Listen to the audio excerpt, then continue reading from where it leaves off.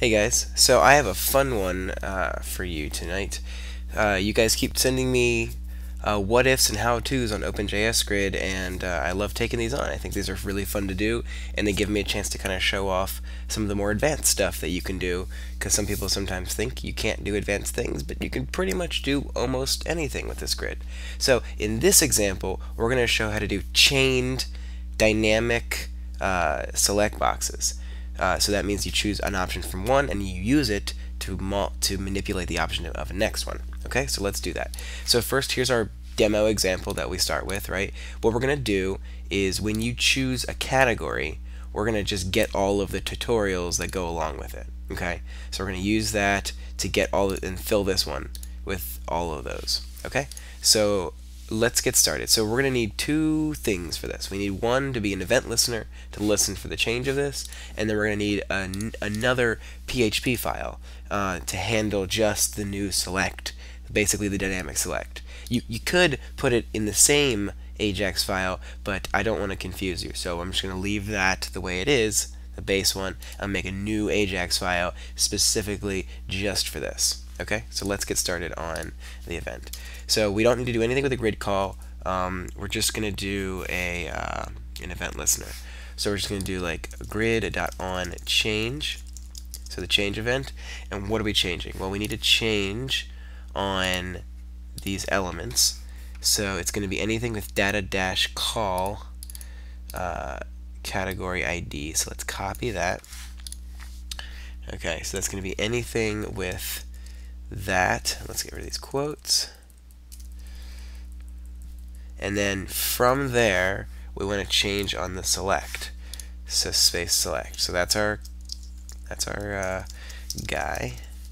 Let's confirm. So we'll do console.log this and see what we get.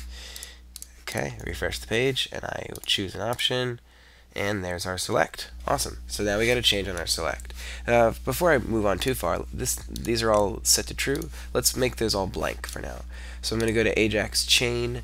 This is the original one. This is the main AJAX file where we have this. I'm just going to set this 0 to blank basically, just so it looks blank. So let's refresh. Okay, these are all empty now.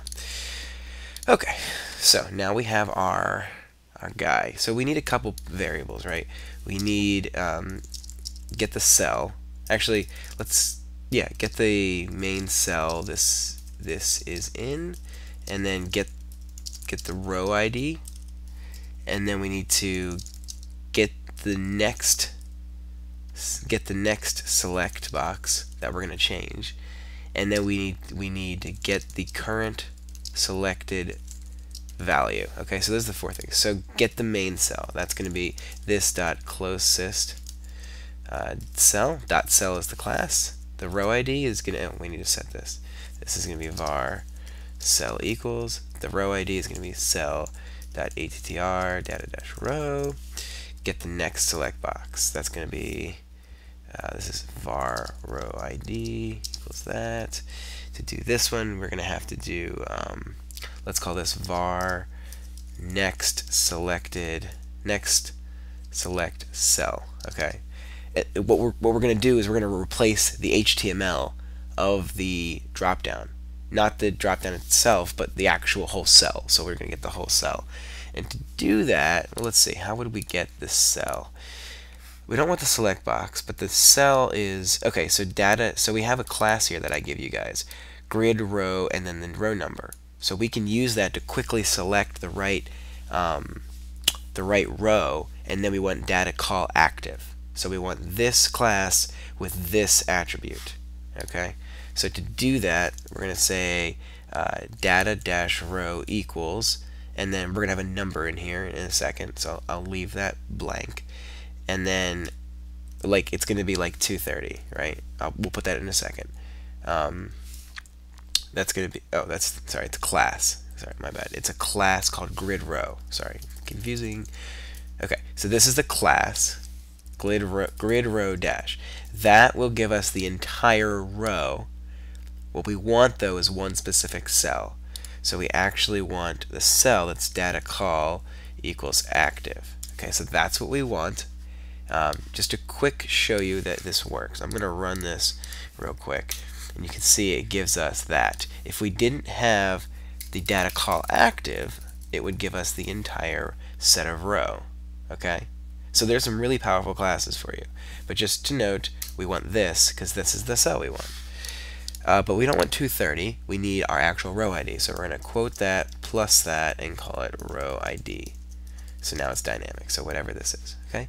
Get the current selected value. That's just going to be var selected value equals this dot value. Pretty straightforward, standard select box stuff. Okay, let's log everything out. So console.log. You just saw. Well, let's do it anyway.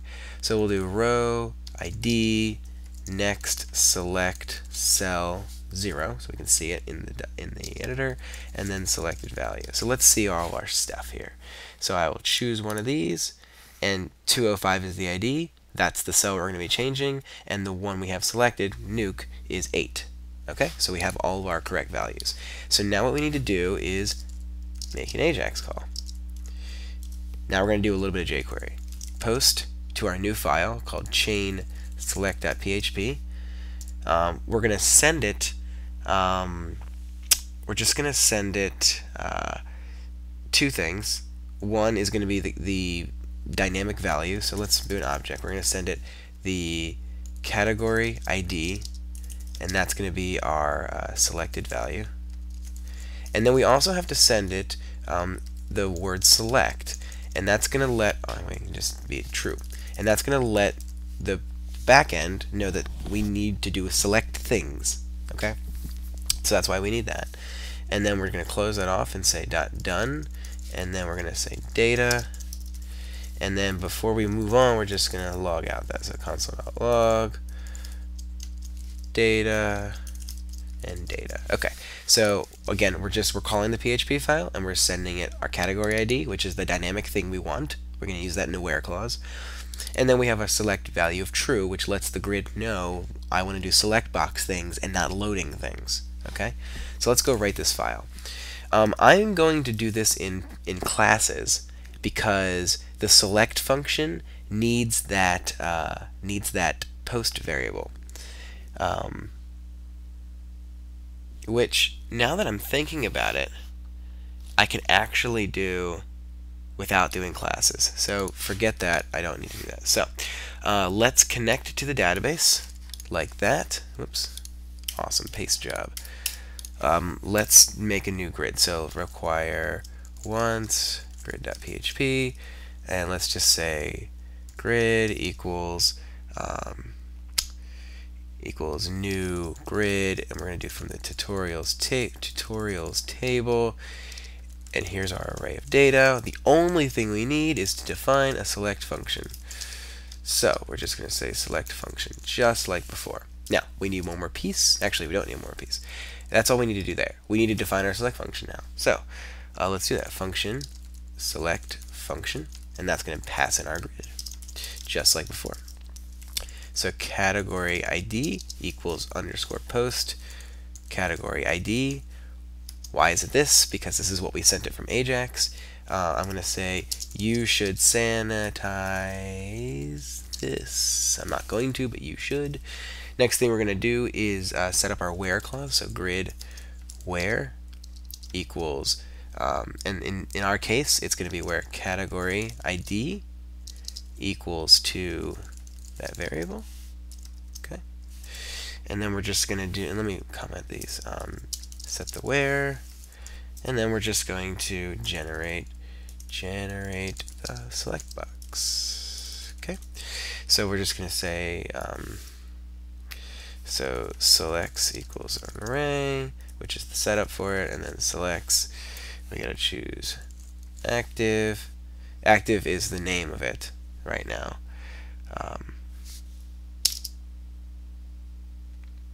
Actually, you know what? I don't think we actually have to do that. I'm going to try it without doing that and see how far we get.